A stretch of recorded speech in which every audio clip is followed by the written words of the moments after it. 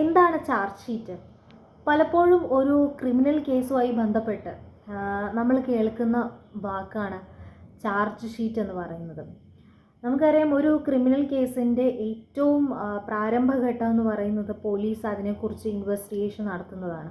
നമ്മളൊരു പരാതി ബോധിപ്പിക്കുകയും പോലീസ് അതിനെക്കുറിച്ച് കുറ്റാന്വേഷണം നടത്തുകയും ഒക്കെ ചെയ്യുന്നതാണ് ഒരു ക്രിമിനൽ കേസിൻ്റെ ആദ്യ ഘട്ടങ്ങളെന്ന് നമുക്ക് പറയാവുന്നത്. അപ്പോൾ ഒരു പോലീസ് ഉദ്യോഗസ്ഥൻ ഇങ്ങനെ ഒരു കേസുമായി ബന്ധപ്പെട്ട് അന്വേഷണം നടത്തി അതിനെക്കുറിച്ച് വിശദമായിട്ടുള്ള ഒരു റിപ്പോർട്ട് മജിസ്ട്രേറ്റിന് സമർപ്പിക്കേണ്ടതുണ്ട്. അപ്പം ആ ഒരു റിപ്പോർട്ടിനെയാണ് നമ്മൾ ചാർജ് ഷീറ്റ് അഥവാ ഫൈനൽ റിപ്പോർട്ട് എന്ന് പറയുന്നത്. അപ്പോൾ ക്രിമിനൽ നടപടി നിയമത്തിലെ 173 വകുപ്പിലാണ് ഈ ചാർജ് ഷീറ്റുമായി ബന്ധപ്പെട്ട കാര്യങ്ങൾ വിശദമായിട്ട് പറയുന്നത്. സാധാരണഗതിയിൽ അങ്ങനെയൊന്നും വൈകാതെ, അധിക കാലതാമസം എടുക്കാതെ വൃത്തിയായ രീതിയിൽ ഇൻവെസ്റ്റിഗേഷൻ ഓഫീസർ, അതായത് ആ കേസ് അന്വേഷിക്കുന്ന പോലീസ് ഉദ്യോഗസ്ഥന് അതിനെക്കുറിച്ച് കൃത്യമായ രീതിയിൽ അന്വേഷിക്കുകയും അധികം വൈകാതെ തന്നെ ഫൈനൽ റിപ്പോർട്ട് കോടതിയിൽ സമർപ്പിക്കുകയും വേണം. അപ്പോൾ എന്തൊക്കെയാണ് ഒരു ചാർജ് ഷീറ്റിൽ ഉണ്ടായിരിക്കേണ്ട കാര്യങ്ങളെന്ന് വെച്ചാൽ,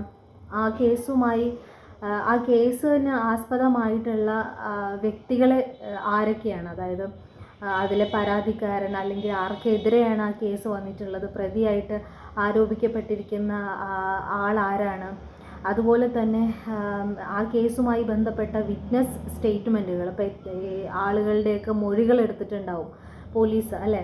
ഒരു കുറ്റാന്വേഷണത്തിൻ്റെ ഭാഗമായിട്ട് പലരുടെയും മൊഴികൾ പോലീസ് എടുത്തിട്ടുണ്ടാവും. അപ്പം ആ സ്റ്റേറ്റ്മെൻറ്റ്സ്, അതുപോലെ തന്നെ അക്യൂസ്ഡിൻ്റെ മൊഴികൾ, ഇതെല്ലാം ഈ ചാർജ് ഷീറ്റിനോടൊപ്പം കോടതിയിൽ ബോധിപ്പിക്കേണ്ടതുണ്ട്.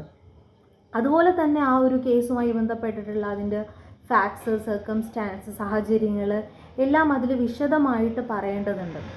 അപ്പം ഇതുകൂടാതെ തന്നെ ഡോക്യുമെൻ്ററി എവിഡൻസുകളും കൂടെ ഈ ചാർജ് ഷീറ്റിനോടൊപ്പം കോടതിയിൽ സമർപ്പിക്കേണ്ടതുണ്ട്.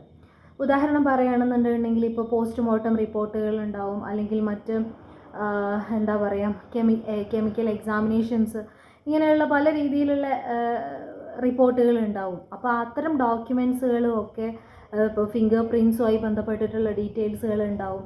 അപ്പം ഇതൊക്കെ ഈ ചാർജ് ഷീറ്റുമായി ബന്ധപ്പെട്ട് നമ്മൾ കോടതിയിൽ സമർപ്പിക്കണം എന്നുള്ളതാണ്. അപ്പം കോടതിയിൽ അതുപോലെ തന്നെ ഇപ്പം റേപ്പുമായിട്ട് ബന്ധപ്പെട്ടിട്ടുള്ള ലൈംഗിക കുറ്റകൃത്യങ്ങളിലൊക്കെ ആയി ബന്ധപ്പെട്ടിട്ടുണ്ടെങ്കിൽ അതുമായി ബന്ധപ്പെട്ട മെഡിക്കൽ എക്സാമിനേഷൻ റിപ്പോർട്ടുകൾ ഉണ്ടാവും. ഇതും ഇതുപോലെ തന്നെ ചാർജ് ഷീറ്റിനോടൊപ്പം തന്നെ കോടതിയിൽ ബോധിപ്പിക്കേണ്ടതുണ്ട് എന്നുള്ളതാണ്. അപ്പം ശരിക്കും ഈ ഒരു ചാർജ് ഷീറ്റ് കോടതിയിൽ എത്തിക്കഴിയുമ്പോഴാണ് മജിസ്ട്രേറ്റ് ആ ചാർജ് ഷീറ്റ് പരിശോധിക്കുകയും പിന്നീട് മജിസ്ട്രേറ്റ് അതിൽ തുടർ നടപടികൾ എടുക്കണമോ വേണ്ടയോ എന്നുള്ള കാര്യം, അതുപോലെ തന്നെ പോലീസ് കൃത്യമായ രീതിയിൽ ഇൻവെസ്റ്റിഗേഷൻ നടത്തിയിട്ടില്ലെങ്കിൽ വീണ്ടും ഫർദർ ഇൻവെസ്റ്റിഗേഷൻ നടത്താനുള്ള ഉത്തരവിടാനൊക്കെ വേണമെങ്കിൽ മജിസ്ട്രേറ്റിന് ഈ ചാർജ് ഷീറ്റ് നോക്കുന്നതിലൂടെ സാധിക്കുമെന്നുള്ളതാണ്. അപ്പം ചാർജ് ഷീറ്റ് കോടതിയിൽ എത്തുന്നതോടുകൂടി പിന്നീട് മജിസ്ട്രേറ്റിൻ്റെ രീതിയിലുള്ള നടപടിക്രമങ്ങൾ കോടതിയിലൂടെ മുന്നോട്ട് പോകും എന്നുള്ളതാണ്.